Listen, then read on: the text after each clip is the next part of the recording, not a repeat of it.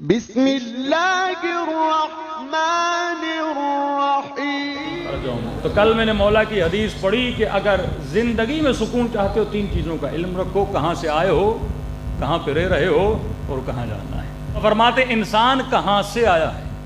فرمایا تو عالم جبروت سے آیا ہے۔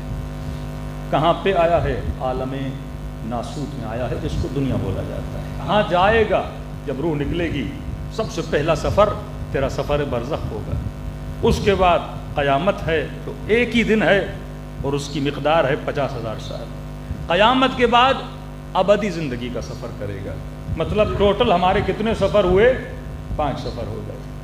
عالم جبروت سے ناسوت، ناسوت سے برزخ، برزخ سے قیامت، قیامت سے ابدیت جسے بولتے ہیں، یعنی جہاں ہمیشہ کے لیے انسان جا کے رہے گا۔ اب مولا سے پوچھا کہ مولا ان کو سمجھنے کے لیے ذرا تمثیل دیجئے، تو امام نے مثال بتائی کہ عالم برزخ کو اگر سمجھنا چاہتے ہو تو بالکل ایسے ہے جیسے رحم مادر میں، شکم مادر میں بچہ ہوتا ہے۔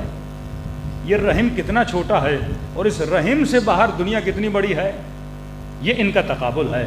تو فرمایا تمہاری دنیا رحم مادر ہے اور جو ابدیت اور آخرت ہے وہ بالکل اسی طرح ہے جس طرح رحم مادر اور دنیا، مطلب ملینز ٹائم اس دنیا سے بڑی ہے۔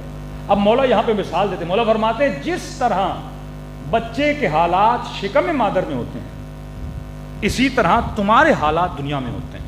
مثلا بچہ اگر شکم مادر میں صحیح غذا اس تک نہیں پہنچے گی تو دنیا میں جب پیدا ہوگا تو کیا ہوگا؟ ایب نارمل پیدا ہوگا۔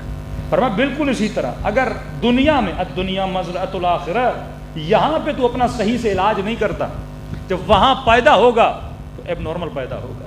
کہا تجھے 2 پیٹوں سے ہو کے گزرنا ہے، پہلا پیٹ جس میں تو آتا ہے وہ ماں کا پیٹ ہے، دوسرا پیٹ جس میں تو جاتا ہے وہ دنیا کا پیٹ ہے، اور تیسرا پیٹ جس میں تو جائے گا وہ عالم برزخ ہے۔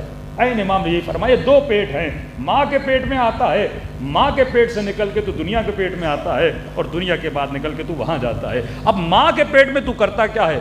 ایگزیکٹ وہی کام تو دنیا میں کرتا ہے۔